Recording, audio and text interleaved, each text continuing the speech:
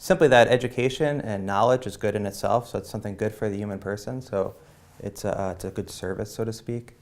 Also, I think it's important for the Catholic Church and Catholic faith because education also allows you to get work, and that's a good, to find employment. I think also it allows you to participate in civil society, so to speak. So the more knowledgeable you are, the more you know about affairs, can participate. So like the founding of Benedictine University was to serve immigrants from Czech immigrants, Slovak immigrants, other immigrant groups. And one of the ideas was to get them so they could participate, find work, and participate in society. And then I would say the final thing for a Catholic faith and why it's important for higher education is really what a university is trying to do is not simply educate you in different fields, but to kind of bring it all together. So out of that you can form a kind of a vision of the whole, kind of a worldview that speaks to the meaning of life, to one's relationship with God. And so I think for all those different reasons, it's important work for the Church.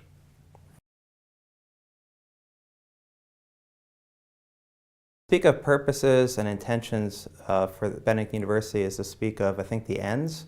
So what are the aims or ends of our education? So I think it ties into the very understanding of what a university does. So that to give you this education that is holistic. It does give you a vision of the whole. It talks about the meaning of life, about one's relationship with God. So I think that's an end, to kind of advance you in that journey. But also, I think particularly here we have a pretty pluralistic kind of student body, so to speak. So I think it also, it's making one be able to navigate and converse in that setting. It's sometimes noted that the world is global. We're in a global society and so forth. And there's truth to that. So there's value of being able to work with different people from different backgrounds and so forth.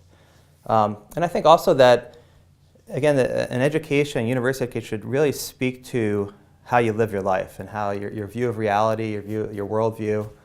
And so I think at Benedict University we try to bring the wisdom from the Catholic faith and Catholic intellectual tradition, but also from the Benedictine way of life that's been lived for 1,500 years or so.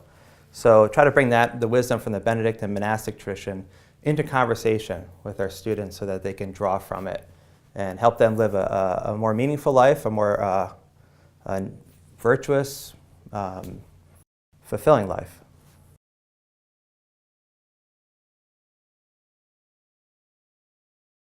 Faculty and staff, whatever their religious faith, and even those without faith, can support the university's mission insofar as it's one dedicated to teaching and learning, scholarship and service, truth and justice.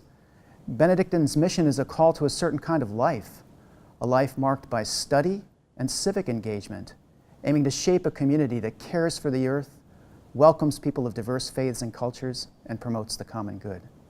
For me, I try to live out our university mission and our Benedictine hallmarks in the way I approach my work every day.